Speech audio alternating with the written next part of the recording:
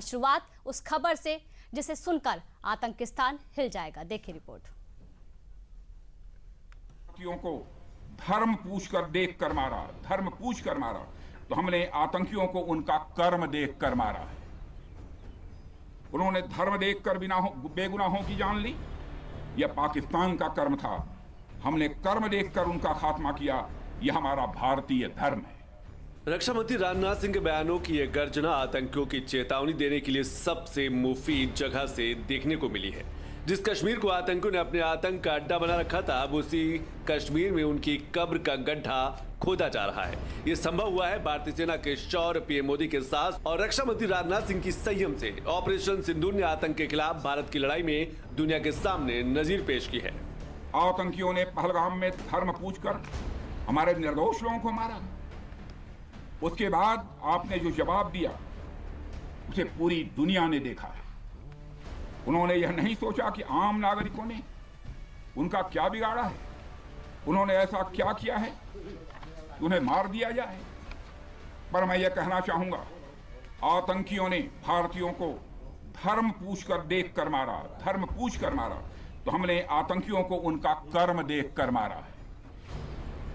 उन्होंने धर्म देखकर बेगुनाहों की जान ली। यह पाकिस्तान का कर्म था।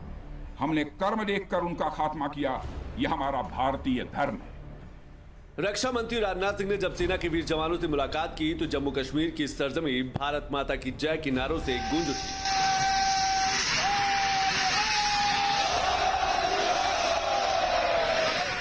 रक्षा मंत्री राजनाथ सिंह जम्मू कश्मीर में सेना के जवानों की हौसला अफजाई करने पहुंचे थे, लेकिन साथ ही दुश्मन के हौसले को पस्त करने का इरादा भी उनके बयानों से साफ झलक रहा था। भारत और पाकिस्तान के बीच तनाव के बाद पीएम मोदी ने पहले ही साफ कर दिया था कि आतंकवाद के खिलाफ लड़ाई में भारत के सामने पाकिस्तान की परमाणु बम वाली धमकी भी आड़े नहीं आएगी। रक्षा मंत्री राजनाथ सिंह ने तो बात तो दोहराई ही, साथ ही एक कदम आगे बढ़कर पाकिस्तान के परमाणु निगरानी पर भी सवाल खड़े कर दिए हैं। आज आतंकवाद के खिलाफ भारत की प्रतिज्ञा कितनी कठोर है, इसका पता इसी बात से चलता है कि हमने उनके न्यूक्लियर ब्लैकमेल की भी परवाह नहीं की। पूरी दुनिया ने देखा है कि कैसे गैर जिम्मेदाराना तरीके से पाकिस्तान द्वारा भारत को अनेक बार एटमी धमकियां दी गई हैं। आज श्रीनगर की धरती से मैं पूरी दुनिया के सामने यह सवाल उठाना चाहता हूं कि क्या ऐसे गैर जिम्मेदार और रोग नेशन के हाथों में परमाणु हथियार सुरक्षित हैं? मैं दुनिया के सामने यह सवाल खड़ा करना चाहता हूं। मैं मानता हूं कि पाकिस्तान के एटमी हथियारों को IAEA इंटरनेशनल एजेंसी की निगरानी में लिया जाना चाहिए। मैं यह कहना चाहूंगा और साफ तौर पर कहना चाहूंगा, पाकिस्तान के परमाणु हथियारों को भारत दुनिया के लिए महफूज नहीं मानता। जिन पाकिस्तान के एटमी हथियारों को रक्षा मंत्री राजनाथ सिंह ने IAEA यानी कि इंटरनेशनल एटॉमिक एनर्जी एजेंसी की निगरानी में लेने की बात कर रहे हैं, वो क्या है वो भी जान लेते हैं। IAEA संयुक्त राष्ट्र के अधीन एक स्वतंत्र अंतर्राष्ट्रीय संगठन है। संस्था का गठन 29 जुलाई 1957 को हुआ था। इसका मुख्यालय वियना, ऑस्ट्रिया में है। ये परमाणु ऊर्जा के शांतिपूर्ण उपयोग को बढ़ावा देता है, परमाणु के सैन्य उपयोग को रोकने के लिए काम करता है, परमाणु हथियारों के प्रसार को रोकने के लिए काम करता है।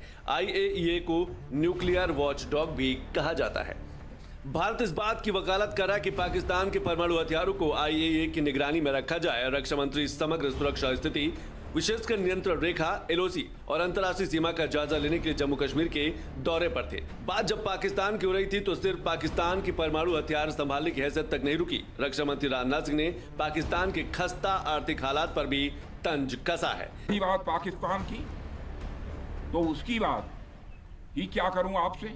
वह देश तो मांगते मांगते अपनी जहालत से एक ऐसी हालात में आ गया है कि उसके बारे में यह भी कहा जा सकता है कि पाकिस्तान जहां भी खड़ा होता है वहीं से मांगने वालों की लाइन प्रारंभ हो जाती है।